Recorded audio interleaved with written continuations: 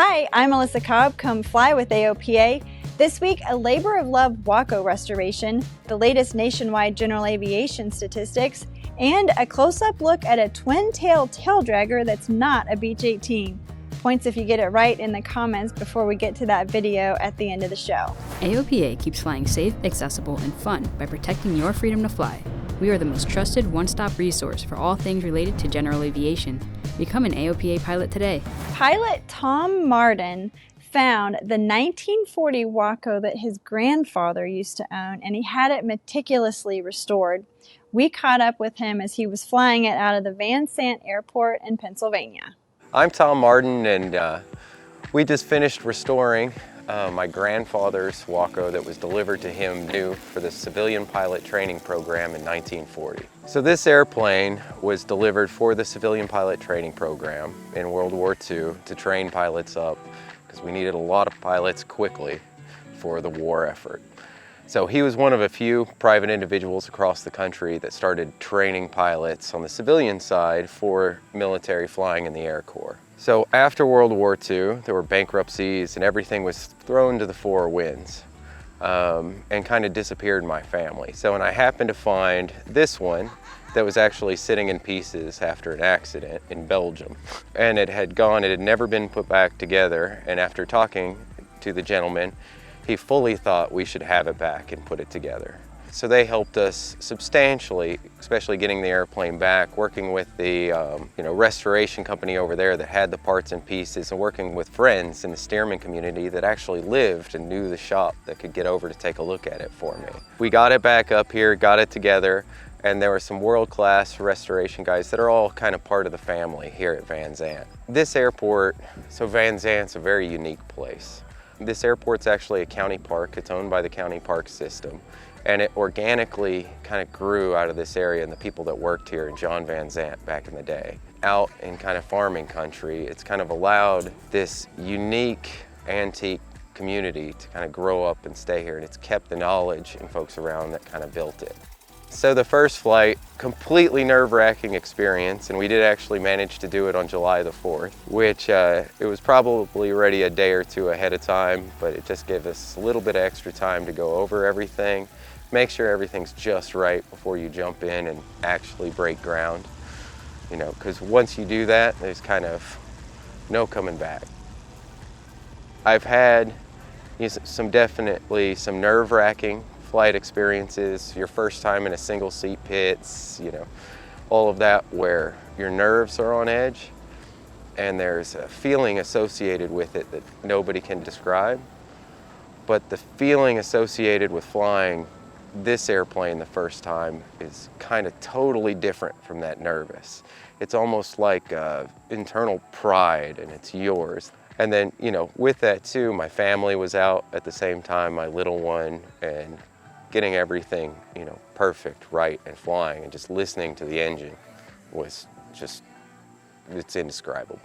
So we'll get the entire family up, and then I'm going to run the side of the airplane after everybody's gone with, on the front seat, all the names of everyone in the family, on the side of the airplane that's flown in it, and on the back seat, all the names of everyone in the family that's flown it. And then, I figure, if we can as a family run it for the next 40 years, swap the engines, keep it going.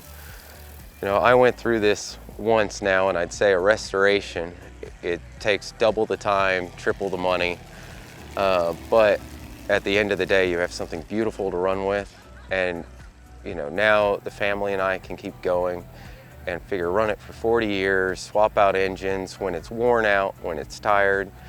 I'll give it to Quinn, and he can deal with it.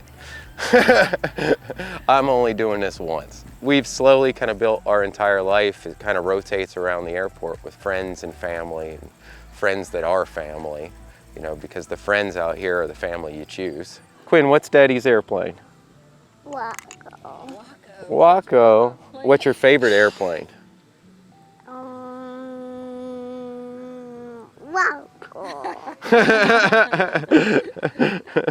Well, it's a good thing that Quinn likes Wacos, but seriously, what a wonderful thing to be able to pass down to future generations of the family. That is just so special. We have good news on the advocacy front. So last week we told you about the $3,000 special event landing fee that was going to be imposed at Las Vegas, Nevada area airports. That was going to be in advance of the Formula One Heineken Las Vegas Grand Prix coming up on November 18th. Well, AOPA met multiple times with Clark County officials. Those are the officials who have jurisdiction over the airports in that area. And they have actually decided to reduce the special event landing fee. So for piston twins the size of like a Cessna 421 or a Piper Chieftain and anything smaller than that, the fee has been reduced to $750. But that's only at the FBOs, the county-owned FBOs at North Las Vegas and Henderson airports.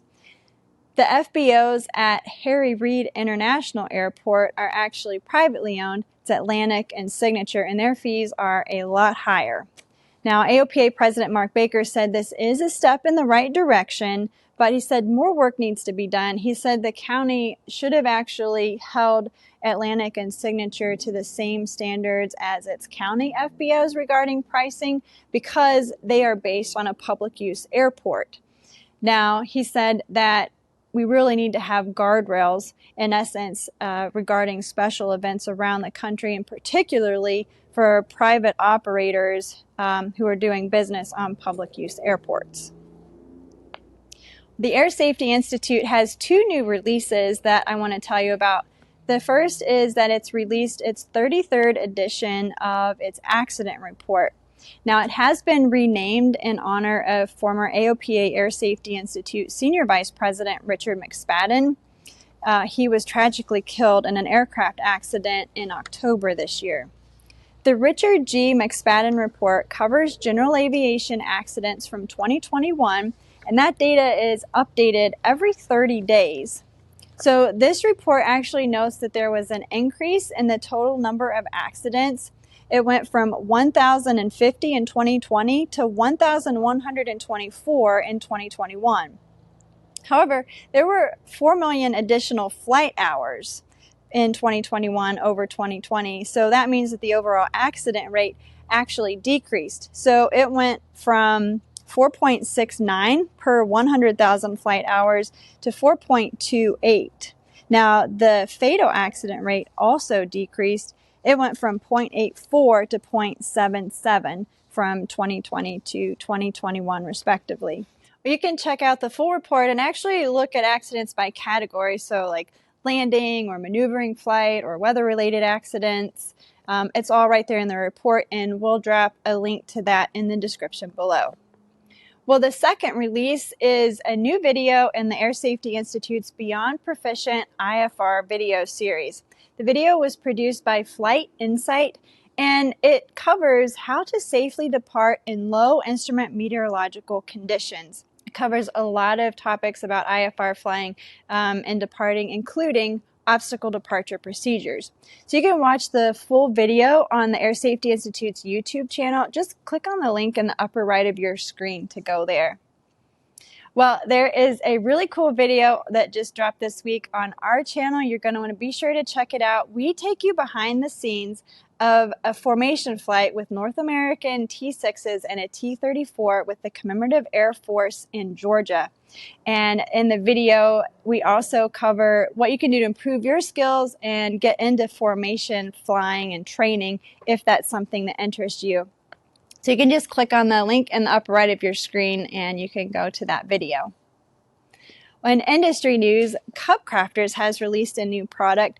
It's a new thermal infrared imaging system. It's an option for aircraft equipped with Garmin G3X avionics.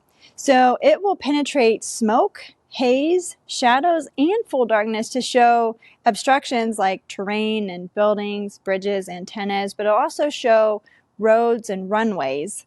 Now, CubCrafters worked with Hood Tech Aero on this project, and it's a small camera that actually just mounts on the wing. The system is available for new experimental category CubCrafters aircraft. Now, it will be available for retrofit and also certified later this year, or actually by the end of the year. Now, I had reached out to CubCrafters to ask for pricing information, but I haven't heard back from them on that yet. Well, Joby Aviation has had some more firsts. This was a flight demonstration on November 12th in New York City. It was New York City's actually their first electric air taxi flight, and it was the first time that Joby has flown in an urban setting. So the aircraft took off from the downtown heliport in Manhattan, and that heliport is actually going to be electrified, and that's part of the city's move to support electric air travel. Joby had recently announced that it partnered with Delta Airlines, and it actually plans for New York City to be one of its early launch customers. Well, if you're looking for a high-end watch as a gift for another pilot or perhaps for yourself, Breitling has redesigned its Avenger collection of watches. So the watches in the collection will feature 70 hours of power and an open sapphire crystal caseback so you can actually see the mechanics of the watch. Now, Breitling says that this collection of watches pairs all the performance with sophisticated modern aviation style. Now, the watches in the new Avenger line start at $4,600, so it'll set you back a little bit. Well, we teased this aircraft at the beginning of the show, and if you guessed that this twin-tail taildragger was a brashard, you're correct. Great job on your plane spotting. So we bring you an up-close look at this aircraft at the High Sierra Fly-In in Nevada. Hello, my name is Jeff Martin. I'm from Shafter, California. This is my brashard. I've had it for about 14 years now. My dad sort of pushed me to get this airplane. We were looking at getting a 206. I had my kids, which are here, and they were growing, and 4 of us were flying in a Citabria, so we wanted to get something a little bigger for the family. So my dad said, oh, this is the plane for you. This is what you need. We ended up searching for quite a while and found this airplane and ended up buying it. It's a fantastic airplane.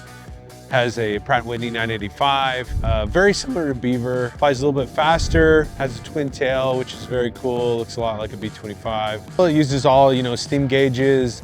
A lot of stuff is in French. So for the first 3 years that we owned this airplane, I had a French conversion app on my phone. So everything we were like converting, like vertical speed, it was in hectometers. So I was sitting there converting like, okay, how many feet are we actually climbing? And this airplane, it's certified for IFR. We don't use it for IFR other than when we absolutely have to, but I do go out and practice in it.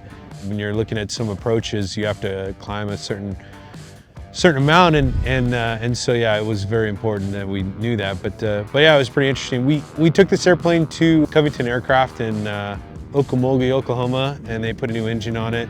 It has a fuel-injected 985, and it was funny, those guys had it for about 3 or 4 months, and by the time we went and picked it up, they all definitely had a little snippet of French in them. They could speak it, and they definitely knew how to look it up, because you have to if you're going to be around this airplane.